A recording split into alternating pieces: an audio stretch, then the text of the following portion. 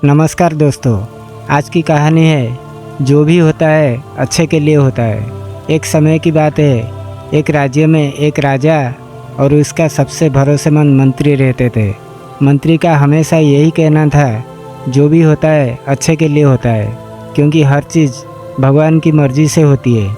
एक दिन राजा शिकार पर गया। शिकार के दौरान राजा की उंगली कट गई और उसे बहुत दर्द हुआ। वो गुस्से में भर गया और तुरंत अपने मंत्री से पूछा, अब क्या कहोगे? मेरी उंगली कट गई है, ये कैसे भला हो सकता है? मंत्री ने शांति से जवाब दिया, महाराज, जो भी होता है भले के लिए होता है। ये भगवान की मर्जी है और इसमें भी कुछ अच्छा ही छिपा होगा। राजा को मंत्री की ये बात सुनकर बहुत गुस्सा आया। उन्होंने आदेश दिया कि मंत्री को तुरंत जेल में डाल दिया जाए।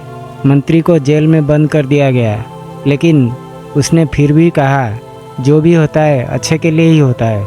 कुछ दिनों बाद राजा फिर से एक दिन अकेला ही शिकार पर निकल पड़े।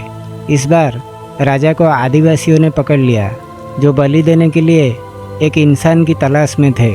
उन्होंने राजा को बांध लिया और बलि की तैयारी करने लगे। लेकिन जब उन्होंने देखा कि राजा की उंगली कटी हुई है, तो उन्होंने राजा को छोड़ दिया, क्योंकि उनकी मान्यता थी कि अधूरा व्यक्ति को बलि नहीं दी जा सकती। राजा को अपनी जान बचने पर एहसास हुआ कि मंत्री सही कहते थे। उंगली कटने के कारण ही उनकी जान बची। राजा तुरंत वापस लौटा और मंत्री को जेल से रिहा कर दिया। उसने मंत्री से माफ़ी मांगी और कहा, तुम्हारी बात सही थी, जो भी होता है भले के लिए ही होता है।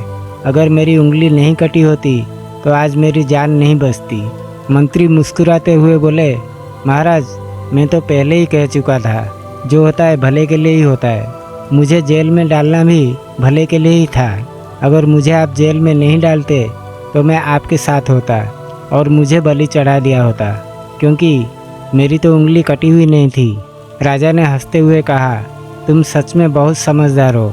भगवान की मर्जी से जो भी होता है हमेशा भले के लिए ही होता है। दोस्तों, इस कहानी से हमें ये सीख मिलता है कि जीवन में जो भी होता है उसके पीछे कोई ना कोई भलाई छुपी होती है, भले ही उस समय हमें समझ में ना आए।